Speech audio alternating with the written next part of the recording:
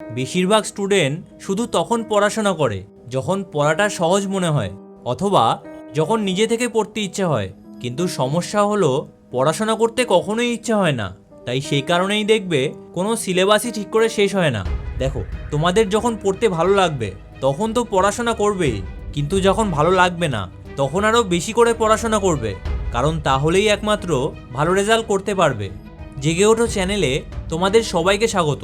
ভালো রেজাল্ট করতে হলে অনেক কিছু স্যাক্রিফাইস করতে হবে। হয়তো বই নিয়ে বসতেই ইচ্ছা হবে না, শুধু ইচ্ছা হবে সারাক্ষণ মোবাইল দেখতে থাকি, কিন্তু সেই ইচ্ছেকে গুরুত্ব দিলে চলবে না।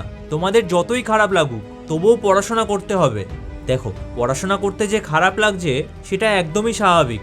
তোমরা এটা আশাই করো না যে খুব মজা লাগবে, কিন্তু টানা 3-4 দিন যখন পড়াশোনা করবে তখন 4 দিনের মাথায় দেখবে আর খারাপ লাগছে না, কারণ সেই সময় অভ্যাস হয়ে গেছে। তাই একটু কষ্ট করে হলেও কয়েকদিন টানা পড়াশোনা করো। তবে সবথেকে গুরুত্বপূর্ণ হলো তোমরা যে অজুহাত দাও সেগুলো বন্ধ করতে হবে। যেরকম ধরো, তোমাদের বেশিরভাগ পড়াই কঠিন লাগে, কিন্তু সেই একই পড়া টপাররা মুখস্থ করে ফেলছে। তাই তোমরা যদি ফাঁকি দাও তাহলে রেজাল্টও সেই রকম আসবে।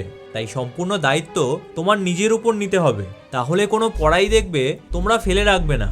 তবে মাঝে মাঝেই দেখবে লাইফে অনেক রকম সমস্যা আসবে, যেই কারণে বেশ কিছুদিন পড়াশোনা একেবারেই হবে না। কিন্তু ভালো রেজাল্ট করতে হলে হাজারো সমস্যা নিয়েই পড়াশোনা করতে হবে। তাই যতবার ব্যর্থ হবে আবার উঠে দাঁড়াবে, যত মন খারাপ থাকুক সেটা নিয়েই পড়াশোনা করবে, কারণ ফাঁকি দেওয়ার মতো এই মুহূর্তে একদম সময় নেই। তাই যতক্ষণ দম আছে তোমরা পড়াশোনা করো। তোমরা এমন কিছু করে দেখাও যা কেউ ভাবতেও পারছে না, তাহলে তোমার মা বাবা দেখবে সবথেকে বেশি খুশি হবেন। দেখো, আমি জানি তুমি পারবে, তুমি অবশ্যই পারবে, তোমাকে কেউ আটকাতে পারবে না। তুমি শুধু নিজের 100% লাগিয়ে দাও।